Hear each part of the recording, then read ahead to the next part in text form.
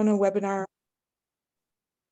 once a month for startup cooperatives, but today's webinar was created specifically for existing traditional businesses that are looking for resources to convert their business to a worker co-op. It's for business owners and anyone interested in supporting them in making their small business a cooperative. So most of the conversation today will be geared at smaller conversions where owners are staying involved, and it's going to run for about 90 minutes. And on the next slide, you'll see the agenda for today.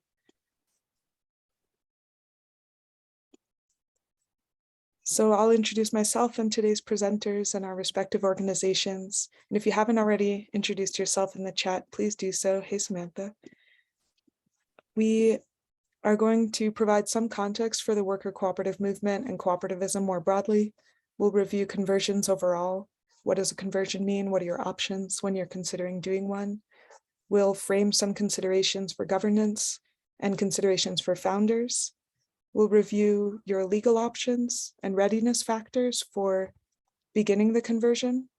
We'll review some examples of businesses that have gone through this conversion process to worker ownership. We'll review some resources, and I'm going to share a document in the chat right now, which has all of the resources we'll be referring to in the webinar. So you're welcome to just follow along and not feel pressured to take notes. They're all captured there. And at the end, we're going to open it up to discussion. So if you have any questions as we go, feel free to put them in the chat. And if we don't get to them during the presentation, we'll get to them at the end in that discussion section. Matt, if you could switch slides. Hey, Molly. Hi, Rhoda. Hi, Annie. Hi, Marianne. I'm Maureen. I'm the Training and Technical Assistance Manager with the Co-op Clinic here at the U.S. Federation of Worker Cooperatives. I focus on training curricula and managing the training needs of clients in the Co-op Clinic. More on that later, but I'm based in New Mexico. And Matt Feinstein is the Co-op Clinic Program Manager with the U.S. Federation of Worker Cooperatives. Before coming on as the Co-op Clinic Program Manager, he was a peer advisor with our clinic and specialized in co-op governance and decision-making processes. He's based in Central Massachusetts and was a worker owner of Future Focused Media Co-op and is a co-founder of Global Village Farms, which is a center for land-based education, farming, and cooperative development. And we are thrilled to be presenting alongside a partner organization, Rocky Mountain Employee Ownership Center, with Ashley Ortiz, who is the statewide technical assistance director. A background of more than 15 years in entrepreneurial business support, a passion for social justice and an equitable economy has brought Ashley here today. Her previous work includes cooperative business development with the Arizmendi Association of Cooperatives in the Bay Area, work as a baker owner at Arizmendi Bakery in San Rafael, and Ashley's also co-founded the LA Co-op Lab, where she now serves as an advisory board member, and she's taught classes about labor and power dynamics in worker-owned cooperatives. She earned her bachelor's in psychology at the University of Colorado and holds a master's in urban sustainability focused on social and economic justice from Antioch University. Also, welcome to everyone who's joining us. If you haven't introduced yourself in the chat, go ahead. Matt, if you could switch slides. So Matt and I come from the U.S. Federation of Worker Cooperatives. We have a few staff members joining this call. We are the only national grassroots membership organization for worker cooperatives in the U.S., and our mission is to build a thriving cooperative movement of stable, empowering jobs through worker ownership. You can read more on our website, usworker.coop. We advance worker-owned, worker-managed, and worker-governed workplaces through cooperative education, advocacy, and development. Could you advance the slide, Matt? We both work in the Co-op Clinic, which we'll discuss later, but it's a network of peer advisors with strong social and professional ties, and we provide technical assistance and training. So if you become a member, you'll receive regular support, 1 hour of free technical assistance, reduced rates for larger projects with our peer advisors, and access to ongoing technical assistance workshops and resources. Next slide. The Rocky Mountain Employee Ownership Center, which Ashley is representing today, works specifically throughout Colorado to provide employee ownership education and technical assistance. Their mission is to create a more just and sustainable economy through employee ownership. They work with existing employee-owned businesses, service providers, economic developers, investors, philanthropists, and policymakers to create a supportive ecosystem for employee-owned businesses to thrive. And if you are just joining us, there's a resource document I'm sharing again in the chat. All of these links are there. Matt, you can take it away. Great. And we are all part of a collaborative that works nationally called the Workers to Owners Collaborative that is staffed by the Democracy at Work Institute, our kind of sister organization. So this is how the Rocky Mountain Employee Ownership Center and US Federation connected to do this webinar. It's how a lot of people who are supporting conversions regularly connect and create ongoing resources for folks. And there's a great website that shares all sorts of stories and toolkits and many other resources. So if you haven't checked out becomingemployeeowned.org, definitely check that out. And that is, you know, front and center of your resource document there. You can do a free consultation with staff at Democracy at Work Institute and get resources on conversion. So we're excited to be part of that. And this webinar is definitely supported by that broader collaborative. And just to give you a little bit of a sense of the worker co-op movement in the US, there's over 900 if you count all the groups considering becoming worker co-ops. There's probably close to 1,000 worker co-ops in the US. We've confirmed 612 in our last census that we did, and that represents 8,000 to 10,000 worker owners, workers in those cooperatives. And over 300 of those are members of our US Federation. Many more dots than you see on this map, but the map shows concentrations in certain cities as well. So there's a lot happening nationally, and that's just a little snapshot. You can also see how these co-ops have come into being, right?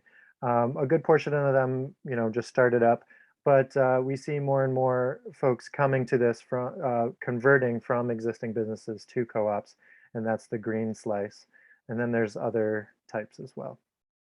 And we see co-ops in all sorts of industries, but they're especially strong in childcare, professional services, retail, and home care industries. But again, many other industries represented.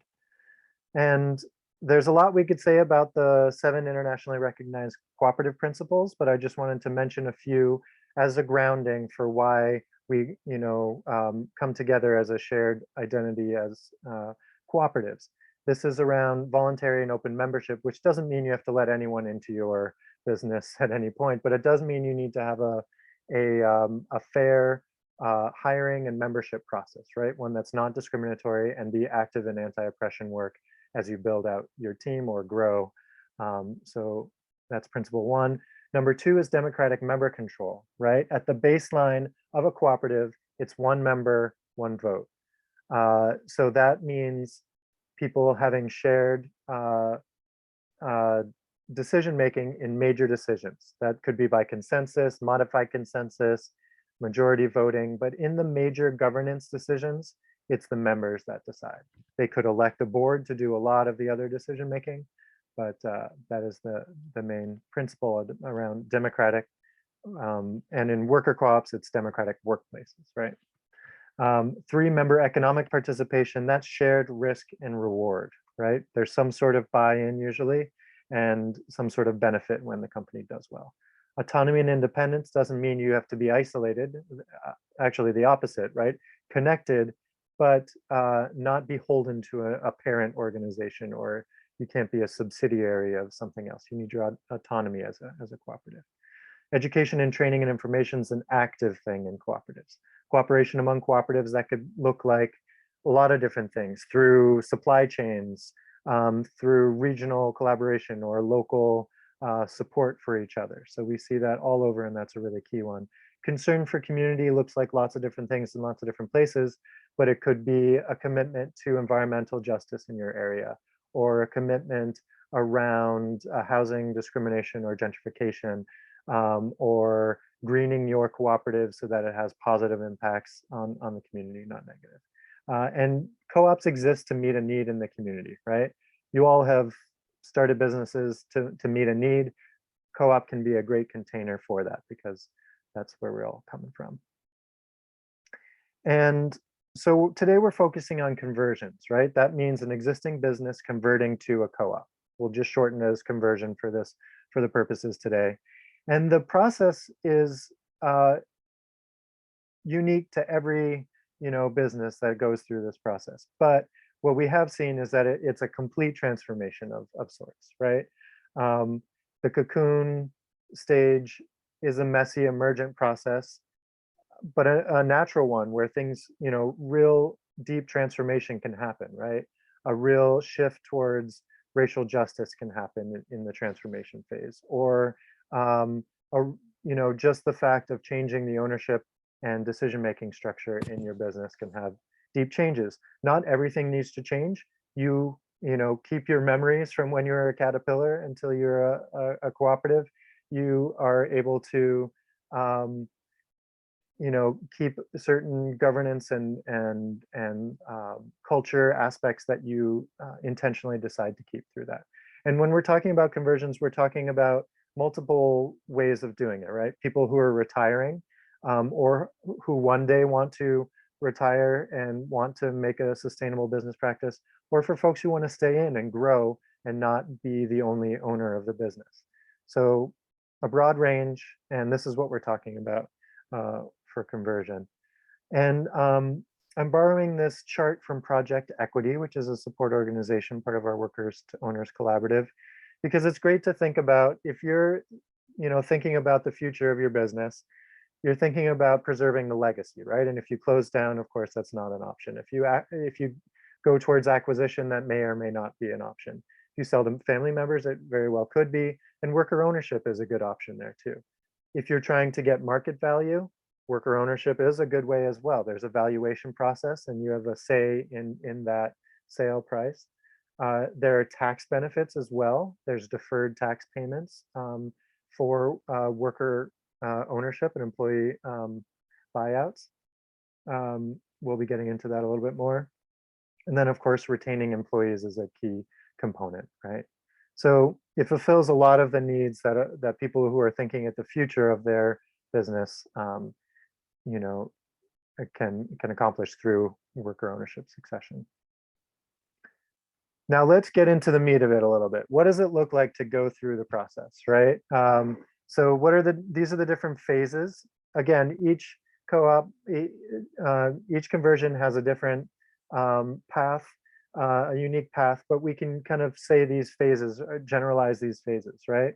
In the explore phase, we're really gauging the interest of the owner, trying to figure out the timeline that is needed, and how much interest is there from the workers and the employees, and what other needs, are there tax needs, are there other needs and interests, right? And it's really just understanding what it means. And then we get into the assess phase, right? This is where you usually form a transition committee or a buyout exploratory committee. And you start some inclusive decision-making practices. I actually know a lot of you have already started inclusive decision-making even before starting this process. So you're a leg up, because a lot of companies don't get into it until this assess phase. And you want to really solidify an interim decision-making process. How do you vote on that exploratory committee or the transition committee, right? And you can really practice this for later democratic governance. And at this phase, if you don't have a fresh one, conducting a feasibility study is a key component, right? That looks at the staff, the internal capacity, the strategic, the external factors and the environment, and then the financial, of course. You want to do projections to make sure it's sustainable financially going forward. And then, so part of this feasibility might need some sort of updated business plan. And then at this phase, you also want to get an outside valuation or two. We'll be talking about that more. Then you get a letter of intent.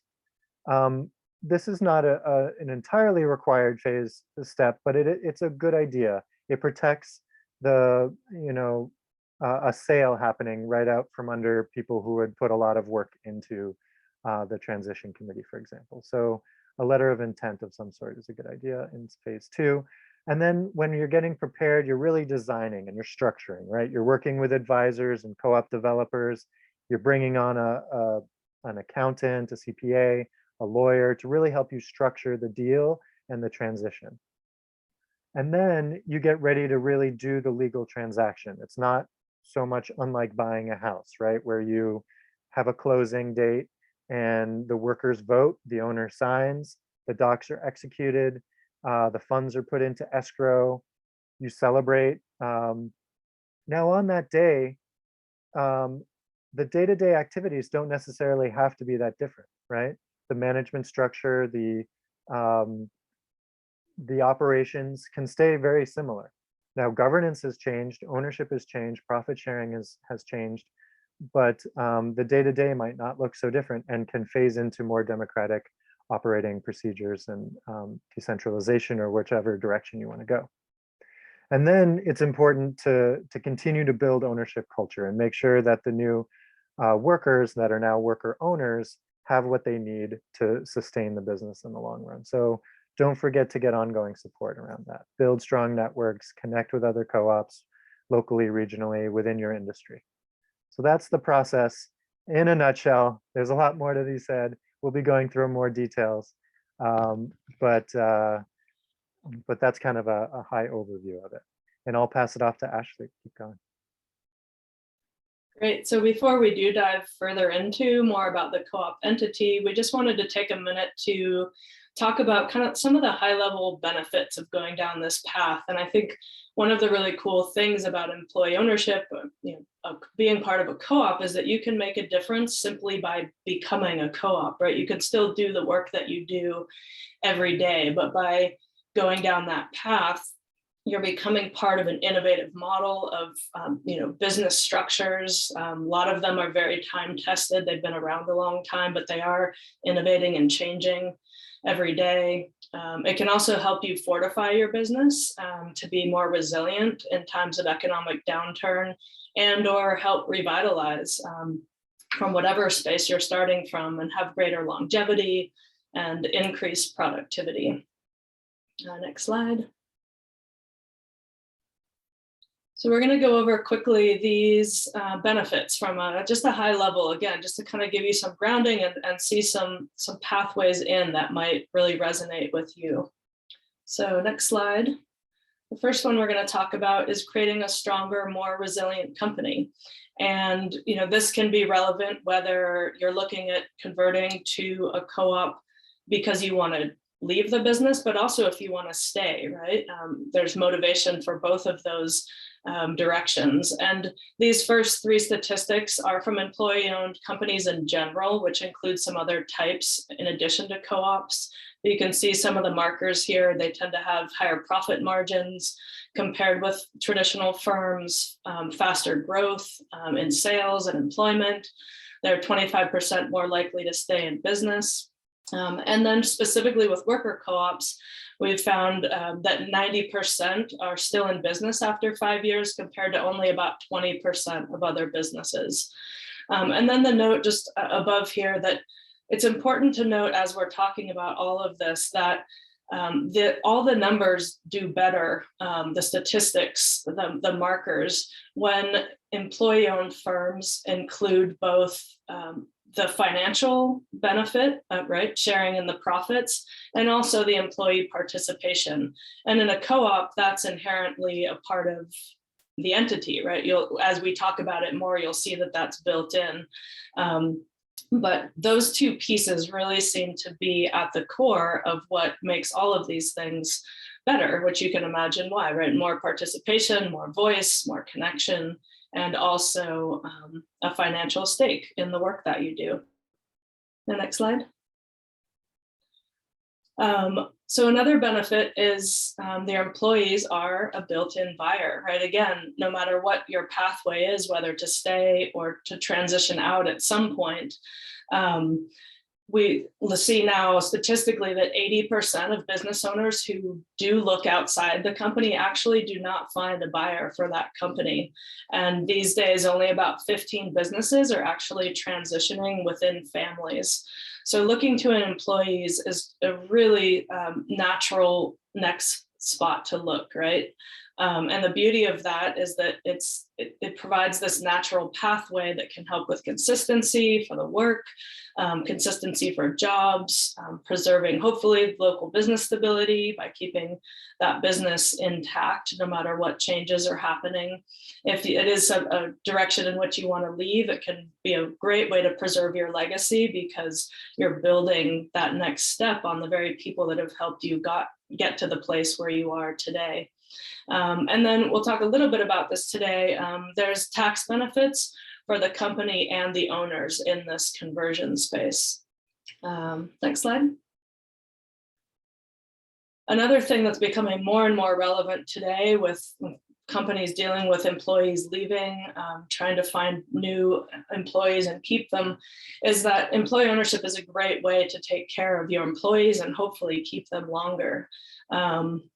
All employee-owned companies tend to have higher wages, better benefits, and then in most cases, as we talked about, definitely in co-ops, employee owners have meaningful opportunities to participate in the decision-making, and that can add a really different level than most jobs where that's not a part of it, and hopefully can make that just a better place to stay that has a more natural progression of learning and connection into the company. And you can see some of these statistics here.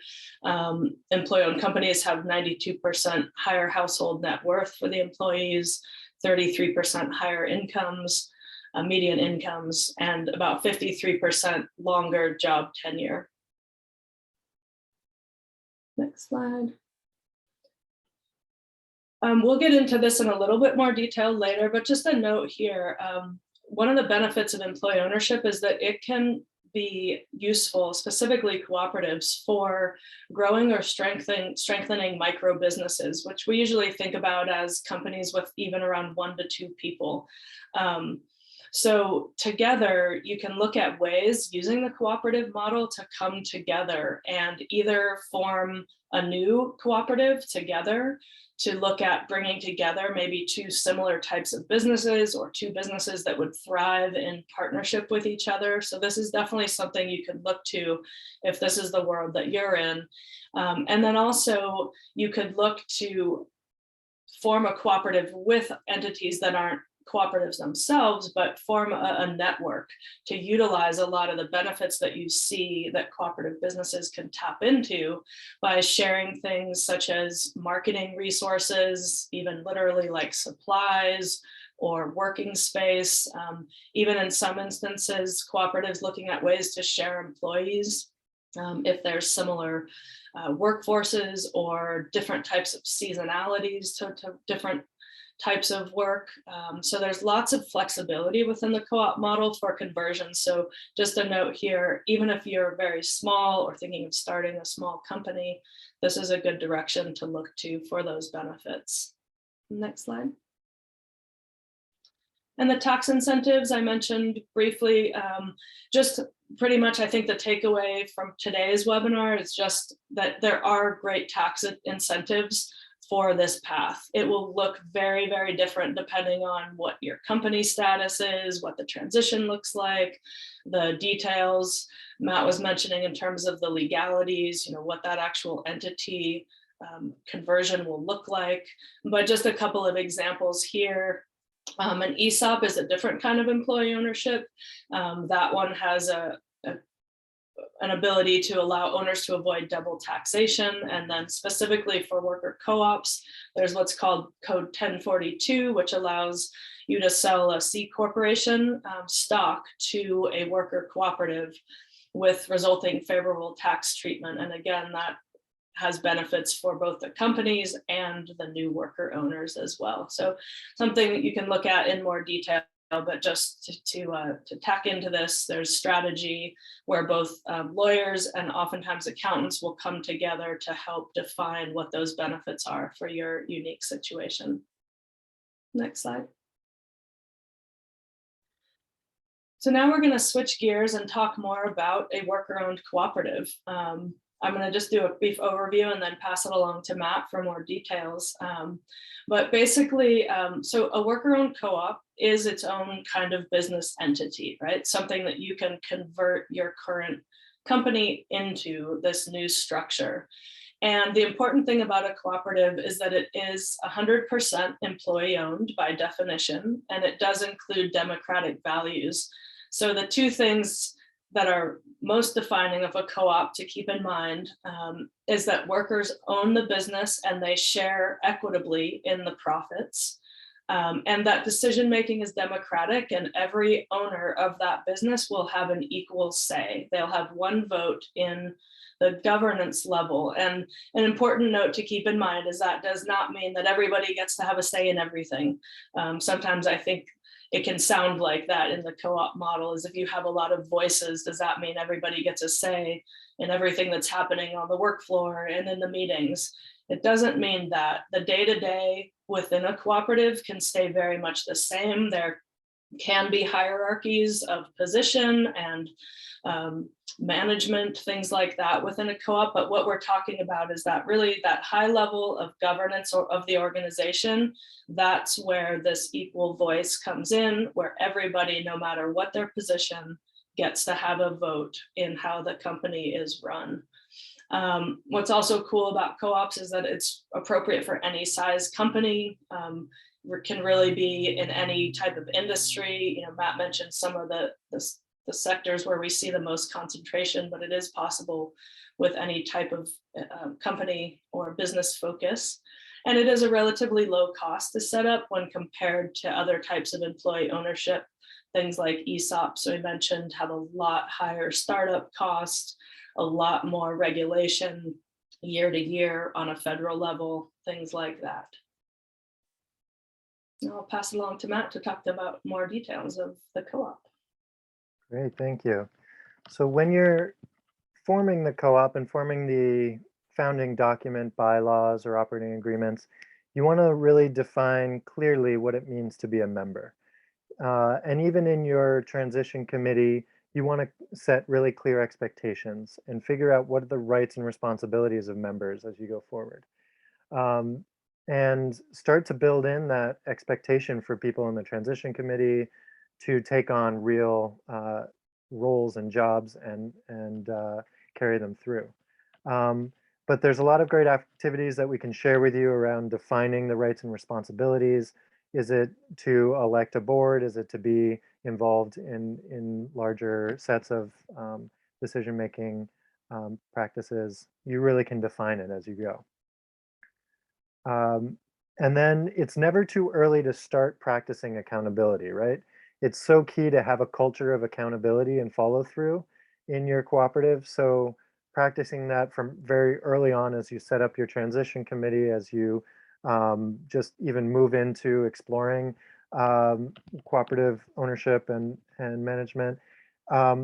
So one very concrete thing we'd like to share with you is setting up task roles, being really clear about what the task is, the due date, who's going to do them, and then check in on that progress. And this can be used in the process, of doing all the work for the transition, of researching who is the right support organization, all that kind of thing. Set up these task lists, check in regularly on them, celebrate the accomplishments, and when they don't happen, check in with why the person wasn't able to complete the task, right? So you're setting up this system of accountability from early on, preventing conflict, getting in the practice of follow through and accountability. Another thing you'll be doing is setting up your governance system, right? And a lot of co-ops look like this, right? Where they have members who elect a board of directors, and the board of directors keeps an eye on the strategy and the high-level governance work and oversees a manager, and the manager hires new employees who can then become members, and it's a kind of a cyclical system here. But you can also, the governance, changes when you become a worker co-op. But like I mentioned, operations, that can stay similar, or you can change that as well. So making the distinctions between governance, that's the long term. It's the things that affect larger numbers of members, decisions, policies, decision-making processes, policies, boards and steering committees, membership details, profit sharing policies. Again, that's all governance, and operations is the day-to-day, and keeping those separate and not letting them get mixed up, and being clear who's deciding what. But so you can have this kind of structure, or you can get creative with your structure and have something less traditional. You could have all your worker members also on the board, be a collective structure, and then empower committees that are, have a high level of decision-making power in their area. You can come up with a structure that makes sense for you around governance and management. And then it's important to think about getting a lender involved, right? A lot of deals have owner financing, but also if you engage a community development financial institution, some sort of lender that really gets co-ops, there are several around the US that are in the resource sheet. There's a link to a lot of the ones that are very active with co-ops and conversions. They can help keep an eye, help you design that deal, figure out how the employees can come on with some immediate shared risk, right? Holding that debt together as the new entity. And then how much worker equity, right? The new buy-in from the workers, how much is that going to make up the ownership structure? So, like I mentioned earlier, it's really important to get an outside valuation. That that might not exactly be the number that you settle on, but it's a starting place, and it's it's an uninterested party that can value it, give a value to the business, and be a place for you to discuss what people are comfortable with. And then really figuring out the timeline, and then connecting. It's okay to connect really early with lenders, even if you're in the explore phase and you just want to say, hey, we're interested, and at some point we might want to sit down with you and talk about what level you'd be interested in being involved in the sale deal. They're open to that. Lenders often like to be involved early on. So go ahead and reach out to those lenders listed in the resource document. Another thing I wanted to share is about how money flows through a cooperative, how profit sharing works in a cooperative. You don't need to know the details of this, but it is a really cool mechanism that exists for cooperatives that doesn't exist for other types of entities. And when you're talking about surplus, right, any profit that's generated by the members, you can decide how much goes into a collective account, or also called a retained earnings account, and that's taxed at the corporate level, and how much goes to the individuals as member patronage that's paid out in profit sharing. So that's often an annual decision, right? We need this amount directly reinvested in the company for growth or for new purchases, or for cash flow. And then we need this, and then we'd like to distribute this to the members for their work done. And that's usually based on hours worked in worker co-ops. So then the second choice point, this is the cool mechanism that exists in subchapter T with the IRS, is to be able to pay some of that out in cash to at least cover their taxes. And because this is all taxed at the individual level, but some of it can go into a spreadsheet that's called an internal capital account. And these individual capital accounts can build up over time as there's profit distributions, again, usually decided at the annual level. But that's money that can be reinvested in the co-op, that can be used as working capital, that can show up on your balance sheet as an asset. Having that mechanism allows for a growth and avoids a double taxation. You're not taxed at both the corporate level and the individual level on that money that flows through.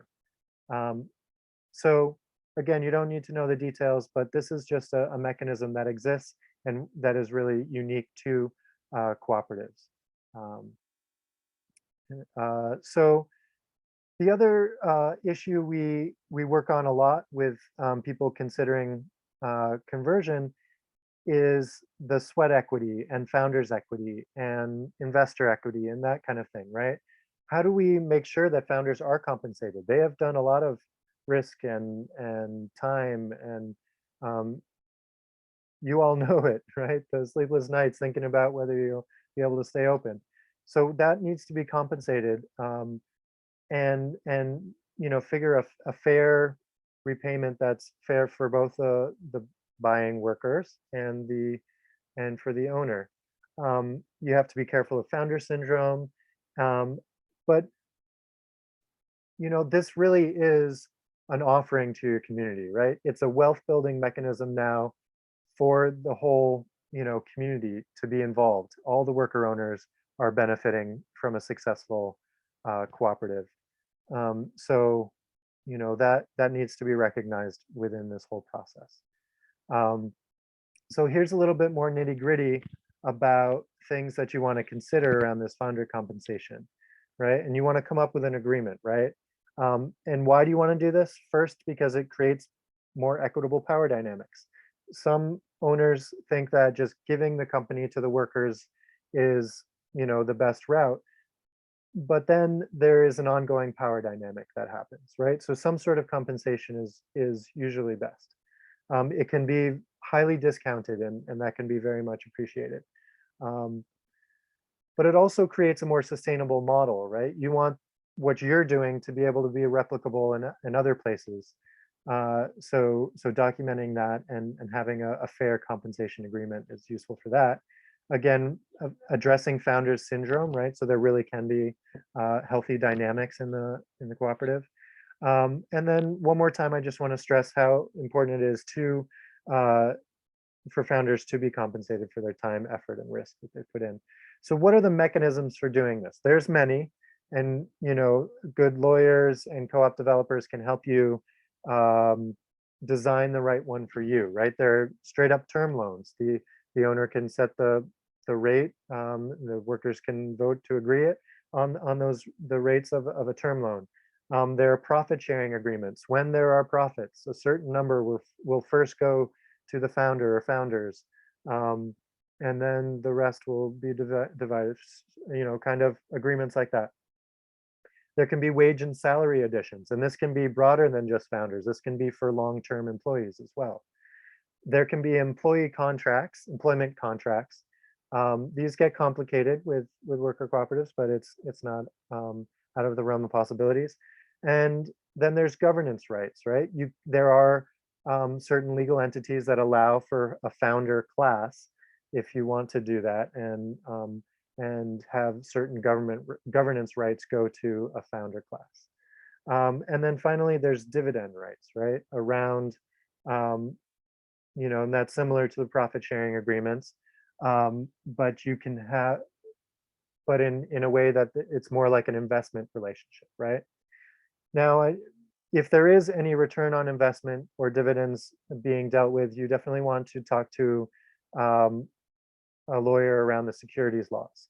You also have to think about labor and tax laws when setting up these agreements. And multiple approaches can be done as well. There's ways of calculating the value of the business at the time of transfer, or the time that the founder is trying to calculate their the ownership. And there's also ways of calculating additional contributions, and those tools are in the resource sheet as well. And calculating sweat equity, right? In a traditional firm, you might be giving discounted equity shares in your company that then appreciate, right? Because someone's coming in as an early investor or whatever, and then those appreciate. It's not exactly the same in worker cooperatives, but there can be similar kind of approaches taken. So there's a lot more that can be said about this, but I just wanted to share that key component because people are probably thinking a lot about that. One other area to think about is around the legal considerations. How do you actually do the deal legally? And there's two main ways to do it. Where the business sells to itself is one way to do it. The business redeems the ownership interest, right? And then you amend the bylaws or operating agreement and you become a cooperative, right? So this is essentially the business selling memberships to the new worker owners and redeeming all of the interest that exists. this is the cheaper way to do it, the most common way actually, but it is actually frowned upon by lawyers, right? It's not as clean as the other way. And just a caveat, workers don't really have legal counsel in this setup as much. So it's challenging if a conflict arises within the process, before it's finalized.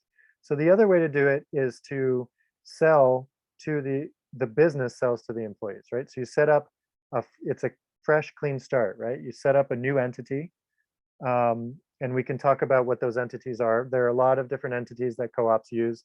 The most common in conversion is a cooperative corporation, but right behind that is an LLC. And there's other entities that can be used. And so you form a new entity.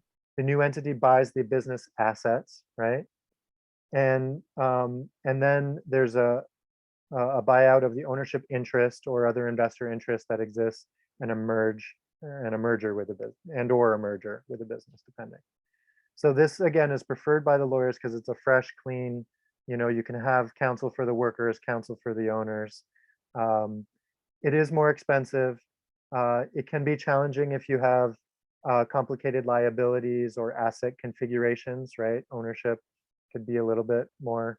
So in order to bridge the gap, people are really thinking about like making sure that it's an intentional decision. Which one are you choosing and why? Not just going with what one person recommends because it's what they're familiar with, or not just going with the cheaper one, because the other part of this is going out and getting the funds. Workforce development funds can be used for job preservation, right? And that is exactly what you're doing with conversion. So go out, get the funds, take an intentional decision, and find the right path for you, and get a lawyer that understands co-ops. We can help you connect with a co-op attorney, or if you already have an attorney you like to work with, they could have someone who really gets co-ops to counsel with.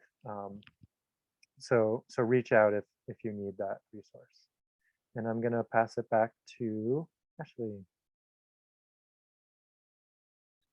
Great, thanks. So let's talk a little bit about how you start to know if you're ready to make this conversion move, right? What do you start to think about to know if it's a good time in your business?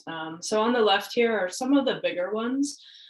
It can be helpful to have financial health, to have profits, not only for some of the costs that we've been talking about that it takes for the conversion itself, but just setting that grounding beginning space for the new worker owners. That can be an easier place to start from in this new conversion, in the new space, people figuring out new ways of working together, etc.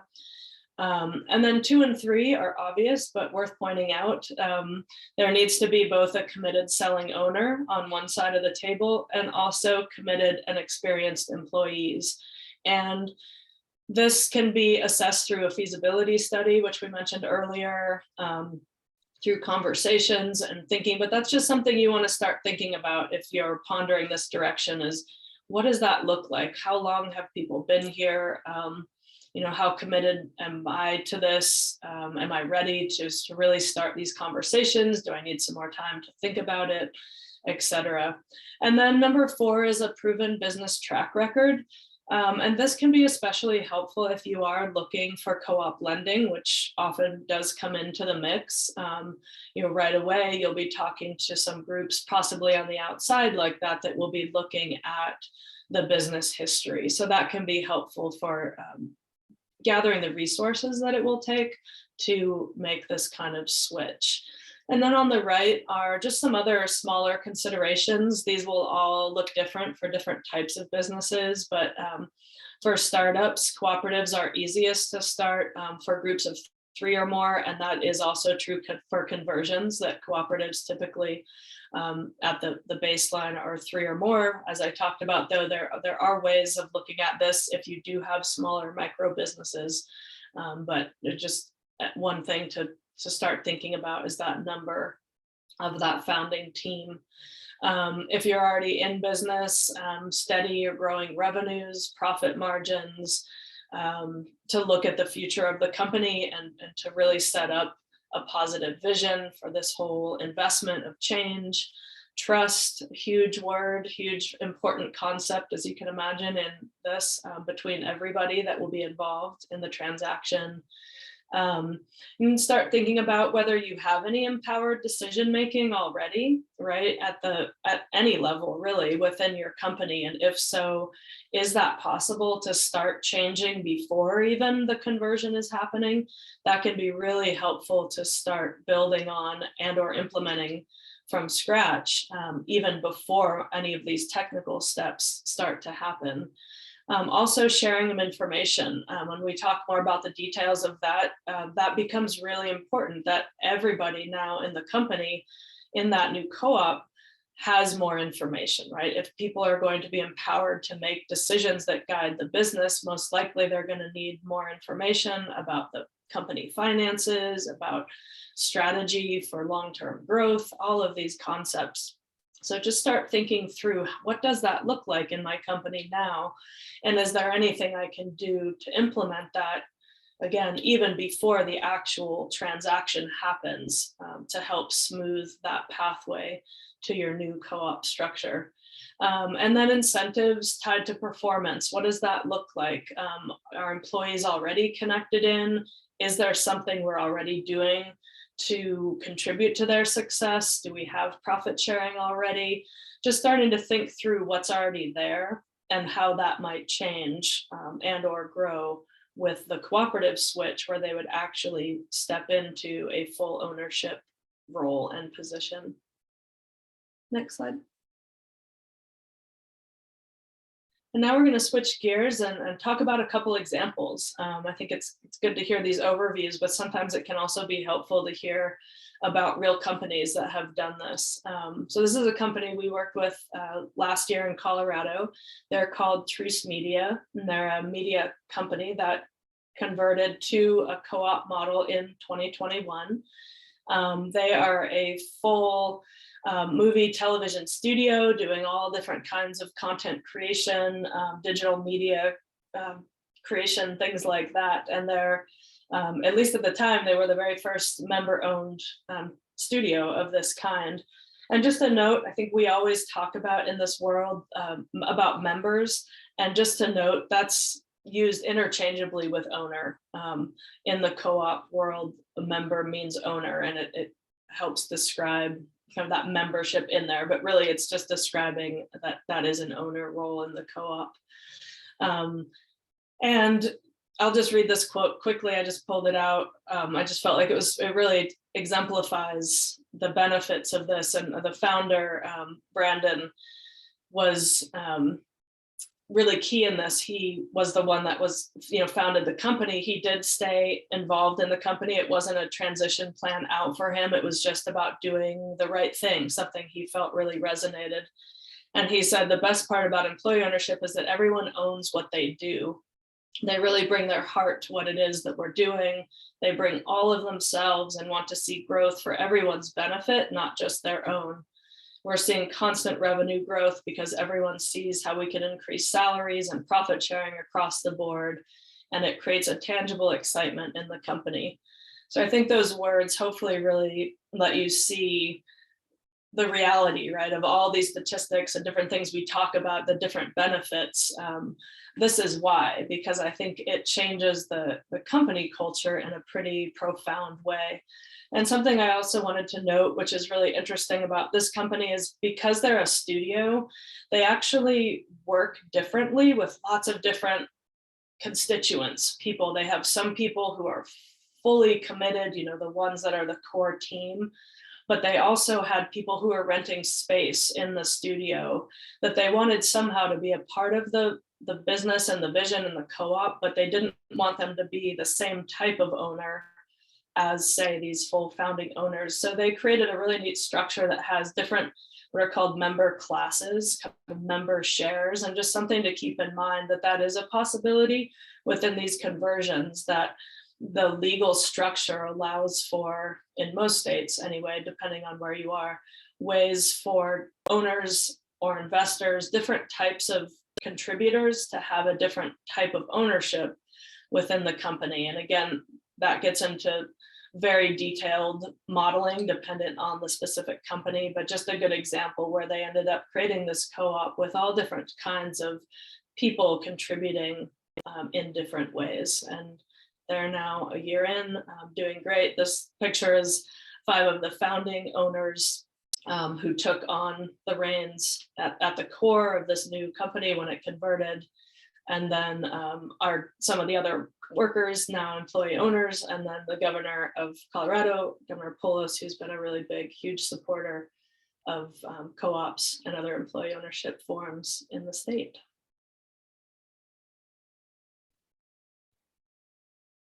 Great. Take it away, Matt, for another example. I'm going to give another example, but I want to give everyone a heads up that soon we're going to want to hear from you. We're going to take a little break in the presentation component and hear what's landing. So start thinking about that for the next part. Yeah, another example here in Worcester, Mass was Worcester Bookkeeping Cooperative. And they, the founder had been doing nonprofit bookkeeping, bookkeeping for nonprofits primarily, small business and nonprofit for many, many years, seeing the need growing in Worcester for people who can really be flexible and work with, you know, nonprofits and co-ops and businesses, small businesses. And so she came to a co-op academy, and she didn't want to just grow and manage more bookkeepers and be doing all of just administration. She wanted to stay in the books. That's what she likes to do. She likes teaching as well. So, you know, she turned it into a worker cooperative and slowly made sure that, you know, new worker owners, as she grew, got the necessary education. They participated in the Worcester Co-op Academy and, you know, a pretty complex onboarding and membership process. Not complex, but involved and showing dedication, right? So very intentionally grew to multiple members, and all the people doing the actual bookkeeping work are the member owners. And I just wanted to bring that one because it was a growth kind of situation. It was interesting to see, you know, a sole proprietor kind of situation moving into a worker cooperative. And now that is very much part of the Worcester co-op ecosystem, right? Supporting other worker co-ops with their books, teaching, building up capacity within other worker co-ops to do that work. I also wanted to address a really good question that was coming in around gauging interest from employees. And there's lots of ways of doing that, but that's especially a good place to bring on some technical assistance support, right? For an outside party to help you design a survey or do a little, you know, introductory workshop and then get a sense from people. Because just the idea of becoming an owner, if you've just been working there for not too long, might be a kind of a scary concept, right? But if you get the basics laid out in front of you as just a kind of exploratory workshop, this is what co-ops are, this is what a conversion kind of looks like, or why people do it. And then a technical assistance provider can help you design like a survey or some sort of even anonymous or feedback that, you know, you can decide who gets to see what, right?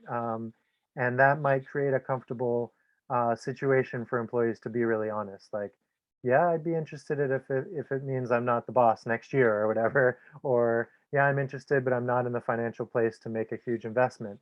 So then you need to think about other, you know, buy-in mechanisms. You can do payroll deductions over time as people build up their membership stake, things like that. So that's a really good, you know, question to think about, how to be intentional about gauging interest and not just springing it on employees that may not be ready or may not understand what it would mean.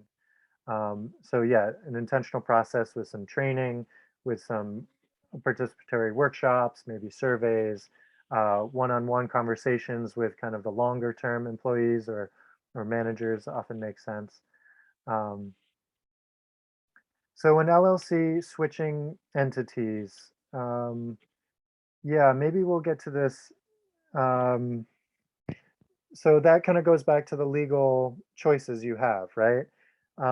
Yes, co-ops have, companies have converted without changing entities, especially if they're LLCs, because that's such a flexible entity statute, right? So you just change the operating agreement and change the manager, owners of the, and the ownership structure, and file that with the state, and that is considered a complete conversion, right? With the, if there's a sale happens or whatever. But but there's benefits to also forming a new entity, as I mentioned before. So yes, that is, both are options, and just be intentional about which makes sense for you in terms of what kind of liabilities exist with that existing LLC, whether you need a clean start or not. All those are considerations.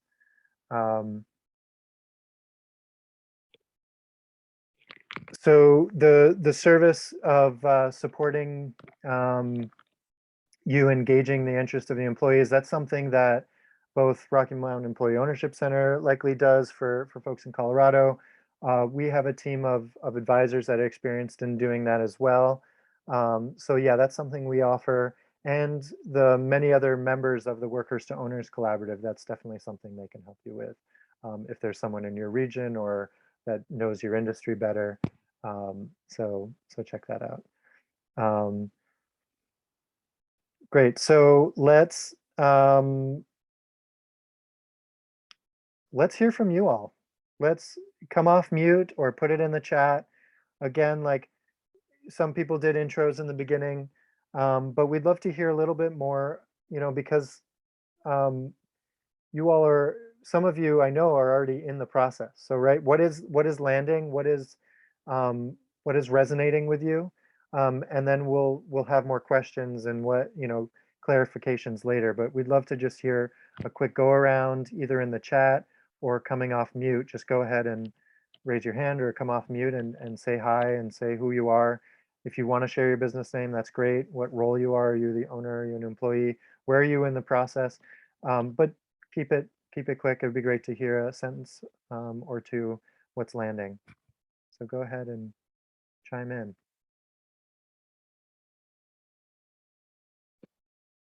Come off mute, William. Okay, can you hear me? Yeah. So my name is William Clodfelter, and I own a landscape company. We're a design build company, and I have 6 employees, and I have already somewhat started the employee ownership process. The kind of model that I'm thinking is more of a member class where myself and 2 of the longest standing employees who have really kind of shown me their dedication and such. I have been talking to them about offering them a sense of ownership financially and in decision making. I see myself as transitioning out of the company in about 5 years. I hired a lawyer, and in the discussions with the lawyer, I realized that I really have no concept of, how much percentage I should offer the employees and even the structure of it. And so my last meeting with my lawyer, I just kind of left scratching my head, not knowing what direction to go in. So that's why I signed up for this webinar. So that's my situation. Thank you. Anyone else want to say hi? Yeah, I will. I'm Linda Rufinak, and I actually work with business owners, helping them through exit planning and transition planning. And I'd never heard of this until about a month or 2 ago. I'm working with a client that I'm in Kentucky, that's in a rural part of Kentucky, and actually received an offer for their business, but realized they didn't want to take the money out of the community. They, as part of their legacy, they started to get bothered by the fact that they were going to be acquired by a bigger company. And so I'm on a mission to understand this and to really get my arms around it, because not only is it a good option, potential option for him, but I also see this as a big option for a lot of business owners that are walking away from their business right now. and providing them opportunities for transition. The challenge I'm running into is in Kentucky, the only co-ops around here are around agriculture. And so trying to find subject matter experts on this has been a little bit of a challenge. And so I'm excited to learn about the groups and the connections that you guys have that can potentially help this business owner through this. So thank you.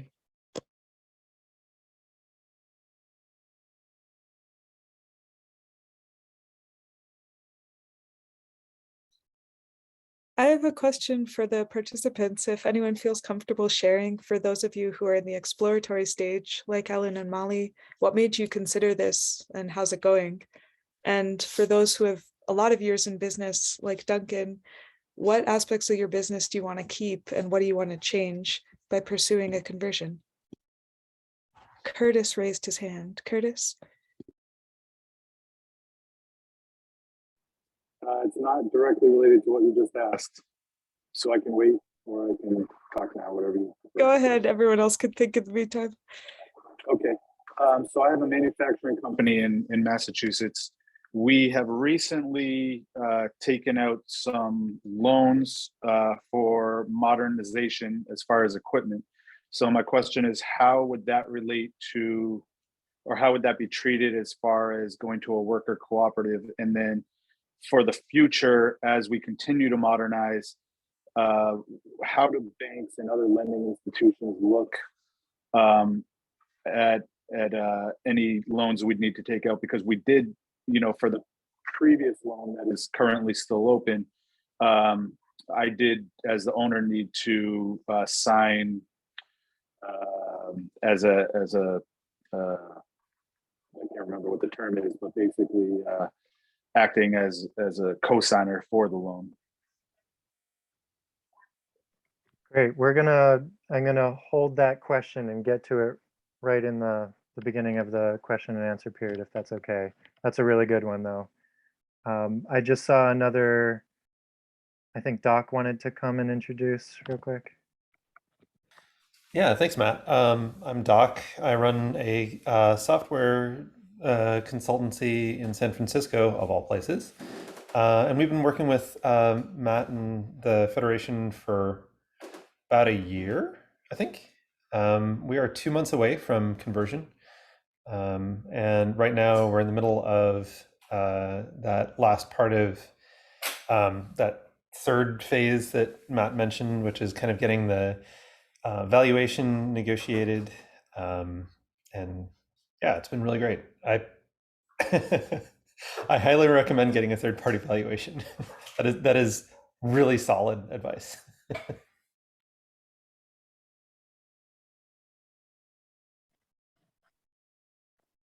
Anyone else want to say a quick hi? Hello, can you hear me? Yes.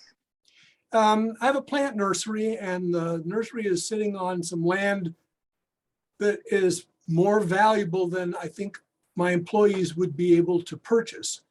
And so I'm trying to figure out how we can evaluate the value of the business and actually how we can get money out to give to people besides out of the earnings of the company itself. I mean, if we sell plants, then we can profit share that.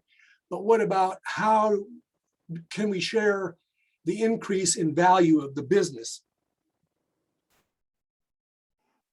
Great. We're going to get to that question. And well, let's take a couple of these, actually, if co-presenters are all right with that. We have someone who's been through a conversion themselves and also is an advisor with our team here, Annie Winkler, who might be able to tackle the Curtis's question around financing and maybe speak a little bit to this land acquisition and growth question as well. If not, I'm also happy to chime in, or Ashley might have some. I have some ideas. I'm happy to go. My name is Annie Winkler. I used to work at Real Pickles Cooperative in Western Mass. And we converted in 2013. And when we converted the business, we bought just the business and the founders kept the building. So we ended up leasing the building from them. So that I think would definitely be something to consider in terms of if the the new ownership body doesn't have the resources to be able to buy both the physical and, well, I mean, there's the physical of making the pickles, but then there's also the building. So you can divide those things. In our case, it also made sense because there were other people renting some of the space in the building. And then to the loan question, we went to the bank and we had a line of credit that was held by the founders. And they had a guarantee that they had, a personal guarantee that they had signed for that. And when we converted, we negotiated with the bank to be able to make it a limited guarantee on just the 5 of us, including the 2 original owners. And then over time, we continued to negotiate how many owners we could have on there, so that it didn't have to be all of the owners if some people were uncomfortable taking on that financial risk. And none of us were going to be pursued for the entirety of the loan at any one point because it was a limited personal guarantee. There's some other options as well that might be coming down the pike in terms of the Small Business Administration. It also depends how many owners you have, what banks are willing and able to do. But that's about as brief as those 2 things.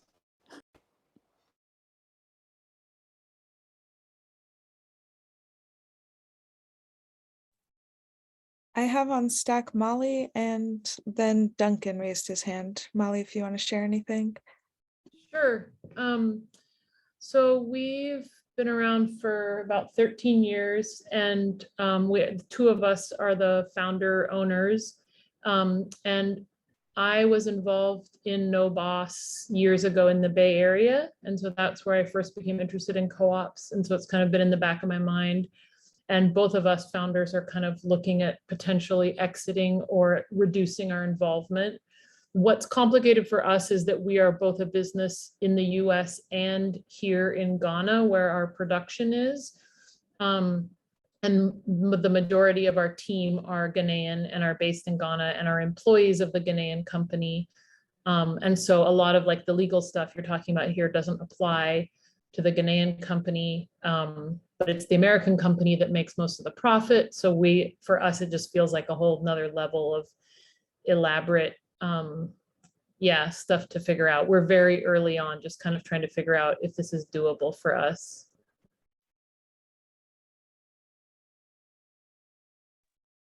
Thank you for sharing. Duncan, I see your hand is up. Yeah, I would. Thanks for having us. Thanks for hosting this. A friend of mine is involved with various co-op work in Vermont and suggested that I check it out. I just wanted to respond to Maureen, inquiring about kind of what we're looking at. And we're very much in the beginning phase of exploring this as an idea. I mean, truly, from a very practical standpoint, what is interesting is from an employee retention standpoint.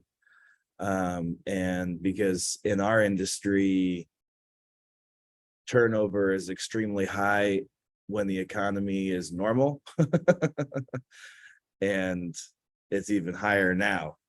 So we are trying to find creative ways to keep the good team that we have in place for longer than we have been.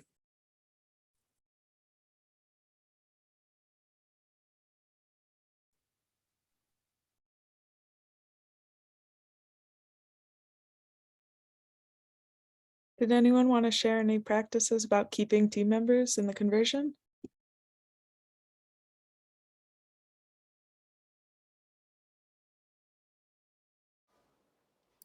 I can say that when we converted, the 5 of us who did that conversion agreed that we were going to stick around for 5 years. And that agreement, right, like just felt really important to us. We didn't sign a contract or anything. We just said it to each other. And I was the first person who left, and I didn't leave until 2021. And the other 4 are still sticking around. So I think that, I don't know, personally, I think that ownership makes you want to stick around. And pickles, of course, food service or food manufacturing, also really high turnover. I can't recommend it enough. I can add too, just going back to the education piece, which was mentioned in some of the, the founding principles, and just a big piece in the co-op realm that's really different, I think, from a lot of traditional jobs, that thinking about that might be a piece of redefining what those roles look like, and what growth looks like. Again, I was a member owner of a bakery, also very high turnover. And we would see people coming in with baking skills, but we would cross-train them to possibly be on the marketing committee, or we saw a lot of people grow into finance experts and be able to learn that and grow and do professional development along with that, or other people going down like a site and maintenance direction, learning how to service equipment that allowed them to stay and grow with that job without having that need to leave in order to continue to grow as a person. And just back to the Arizmendi Association, some of those co-ops are now 20 some years old, and there are some people who have been there the entire time, as founding owners, and been able to grow through their careers and their life, to have that be supported by the profit sharing and all of that. That's a good example of how that can possibly change and look really different once you do become a co-op.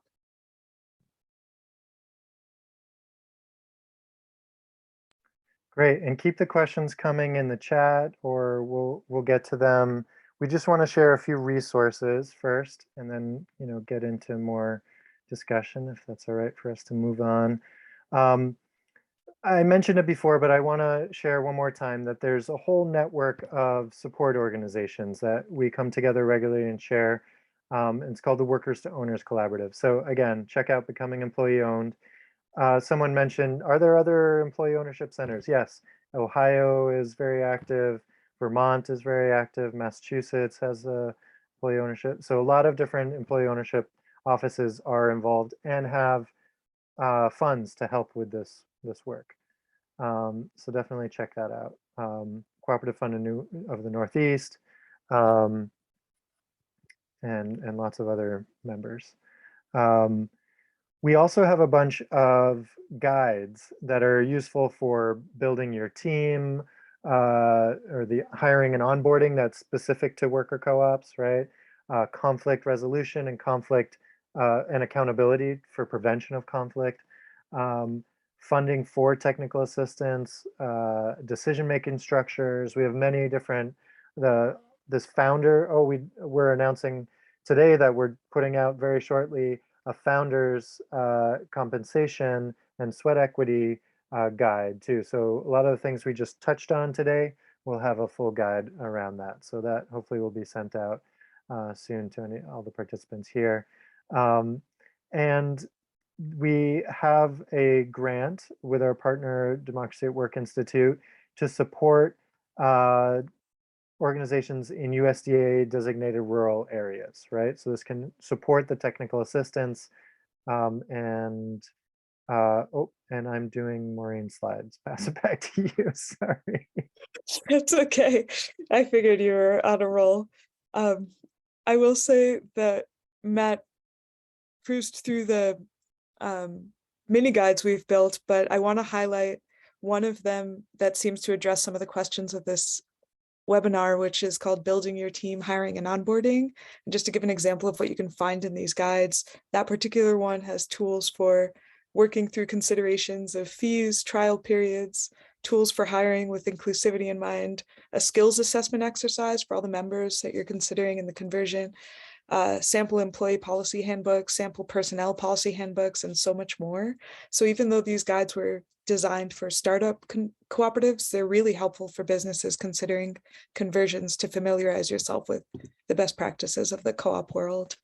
And for the rural cooperative development grant slide we're on now, we do offer technical assistance and facilitation at lower cost, but specifically for rural co-ops, we have funding through the U.S. Department of Agriculture to subsidize rural clients. So if you are in a rural eligible area, go to usworker.coop/clinic, and you may be eligible for pro bono services. We have a way to determine if you fit the Department of Agriculture's definition of rural. You can go to the next slide if you want, Matt. And whether you're rural or not, this is generally how our clinic works. We'll work with you. You just have to go to our website and press request support, and it'll direct you to a form which asks some basic questions so that Matt will be prepared to do a half-hour call with you to clarify the situation and needs and bring some ideas or just have some context for the call. And after the call, typically resources will be sent your way via email. And if it seems like the support you need goes beyond asking for templates or resources that exist, but you'd like facilitation or training, we work on a scope of work. We'll let you know if there's any funds available in your region. And if you go this route, you'd be matched with a peer advisor more often than not. Someone like Annie, who shared earlier on the call about pickles. And these are extremely well-versed professionals who have gone through it. They're worker owners themselves in a variety of industries, and they're able to offer extremely high quality technical assistance. And it's all based on their experience of working in and developing co-op businesses. So you'll have the solidarity of someone who's been through the co-op meetings and the co-op structure. And on completion of the project, we invoice you and send you an evaluation survey. You can go to the next slide if you want. This is just reviewing. We shared the resource document earlier, but to highlight some of them, the Workers to Owners Collaborative that Ashley spoke about, both of our organizations participate. It's a collaborative of such a large pool of providers who specifically support conversions. So some of them are industry specific, some work on a national level. They have business, financial, legal, workforce culture expertise, and their site is particularly great because it has examples of businesses that have gone through conversions, and you can sort that information by state or by industry if you're looking for people to talk to in your community or in your field. And then both Democracy at Work Institute and our Federation of Worker Co-ops maintain resource libraries on our website. And the last one is some legal support around cooperatives. Sustainable Economies Law Center in California offers a legal cafe, which is a great online tool that has sliding scale donation-based legal advice. You just make an appointment via Zoom, and they particularly encourage Black and Indigenous and people of color co-ops to RSVP. They're open to low-income communities, and they offer that sliding scale, and they focus on co-ops as well as a number of other participatory and democratic workspaces. So it's an excellent resource if you need just quick legal questions answered. And on the next slide, thank you, Matt. On the DOWI website, we want to highlight their publications. These are practical resources and research they do as part of their Think and Do strategy. And they have one specifically on owner conversions they published in 2020. So with those resources, while you have us live, if you have any questions, we're going to open it back up. There are a few pending questions, but if anyone has anything pressing they want to ask, we should have time for all of that. The pending questions are, can nonprofits be employee co-ops? How have other people convinced new hires that co-ops are a good idea? And I didn't quite capture Curtis's question, but I know that Curtis had a question. If Matt or Ashley are able to address the pending ones, and then feel free to raise your little hand emoji by hitting reactions if you have a question. I'll put the ones I just read again in the chat. I can jump in to start answering the one about a nonprofit status, and Matt, please jump in too. At the baseline core, a nonprofit can't exactly be a worker cooperative, because if it has a tax exempt status, there's a different beneficiary, right? In a worker co-op, the workers are the beneficiary of that company essentially, and a nonprofit, that's the public. But there are ways to do the Sustainable Economies Law Center, actually, that Maureen was just mentioning. They've defined what they call a self-directed nonprofit, a worker self-directed nonprofit, I think. And they've done some great writing about that. And it's a way to have the nonprofit structure, but essentially operate just like a worker co-op would. Different ways to structure the workflow and the hierarchy and the management. But Matt or Annie, you might have feedback on this as well. Yeah, that's exactly right. I mean, we even have a membership class at the U.S. Federation of Worker Co-ops for democratic workplaces, right? So that's a little bit broader. That includes nonprofits that manage themselves democratically. So, yeah, very much part of the movement, but it doesn't have the shared ownership component. It has the shared democratic decision component, but not the ownership and profit sharing like a worker co-op that has both of those components, like Ashley has explained. And I think Annie answered part of Curtis's question already, but I did want to mention that, yeah, banks often ask for personal guarantees and collateral from an owner to put up to back up a loan if it can't be paid back. Co-op lenders, on the other hand, are going to be looking a lot more about the strength of the business plan and the connections that the co-op has, the support that they have, and so, and the good news is that there are lenders that really get co-ops, won't ask for those personal guarantees or credit scores, but may, you know, and are open to being pretty creative around collateral often.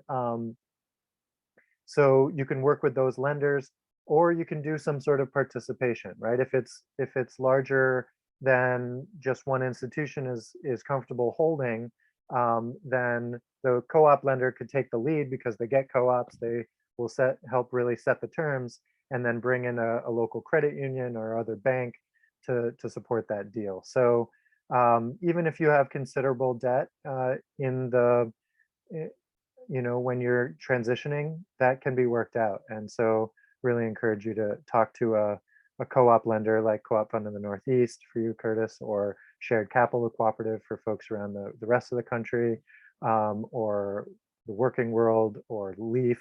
And all those links are in the resource document to just get a sense, like, what, you know, are they interested? Would it be a feasible thing for them to be involved? I'm not seeing any hands up for questions. If you do have a question, you can come off mute. The last pending question, if not, is, this is open to participants and facilitators. How have other people convinced new hires that co-ops are a good idea? It's in the chat. I can jump in to start. Would love to hear from other people though too. It's definitely just a challenging question. You know, how do you find that group that I see Doc nodding? Yeah, how do you find that group of people that will really come together to share those values and feel like that founding team you could start with? I don't think, at least from my experience, there's not an easy answer to that of how to. I think trying to be as clear as possible about what the vision, the mission of the company is, can be really helpful. Again, kind of defining what those roles look like and what the responsibilities will be as clearly as you can, even though that can be really hard at the beginning, can be helpful so that other people can try to envision what that looks like. And just on the conversion note too, it makes me think that even in companies looking to convert who have employees who have been there a long time or seemingly committed, it's not always a given either that they're interested in ownership. So it's also, I think Matt mentioned this, it's a really important time to think through those conversations and possibly get help with that from a technical advisor, to think through, because oftentimes people have a lot going on in their lives, things that you might not have any idea about on a working level, of different visions or paths of life or responsibilities, and all of this might be floating around in the background behind what looks like a good committed employee. That can often come out in this process. So again, I don't feel like it's not an answer, but just more a recognition that it's a really important question to think about, and yeah, try to work through and define as best you can. Curtis, I see you have your hand up if you want to get the last question in. Yes, thank you. And you may, this may have been addressed earlier, but for a worker co-op, do all the employees do all the employees need to be part of the co-op, if we were to change to a co-op, or could there be a certain number that are co-op members and others who are employees of the company who may be more temporary or not as don't want to be as invested as a co-op member?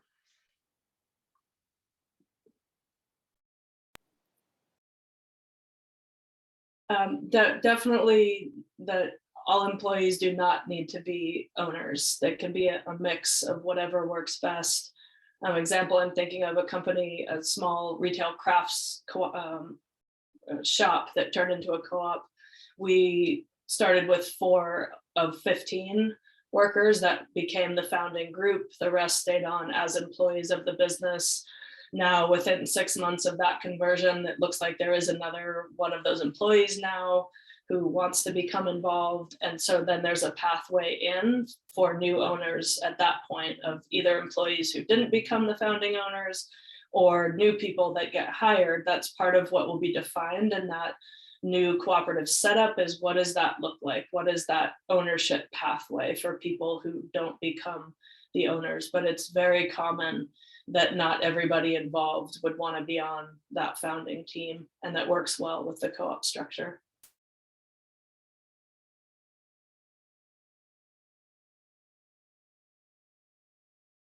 We are almost at time. Does anyone have a last question? And if not, and you're a slow burn thinker, our contact information is in the resource doc. Just one quick question. I have one more thing I want to say. Mikkel, go ahead and then we'll catch Annie. Okay, so a worker owner is not an employee, I assume. And so does that mean that the cooperative does not have to pay for workers' comp for that worker? And what about sharing Social Security costs? Only Annie could tackle such a big question with 2 minutes left. Go ahead. Really? Worker owners, yes, are employees.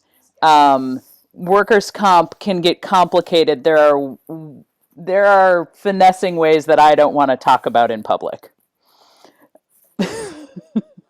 But the thing I wanted to say is what I find the most interesting about Real Pickle's conversion history was that in the beginning there were 5 of us, and then right after we converted there were a couple more people who were like, we didn't want to help with the conversion, but we want to be owners. So they joined in. And then it took a couple more years before anybody else was like, oh, I want to be an owner too. And this is with education, this is with encouragement, this is with lots of discussion. And recently we had 4 new worker owners in 1 year. So the other thing that I find is really interesting about conversions is there can be a lot of really great excitement in the beginning, and then maybe there's a lull, and then there's another moment of really great excitement. And what I love about worker ownership is it allows those people who weren't there at the conversion to step in and really step up and take ownership over the work that we're doing together.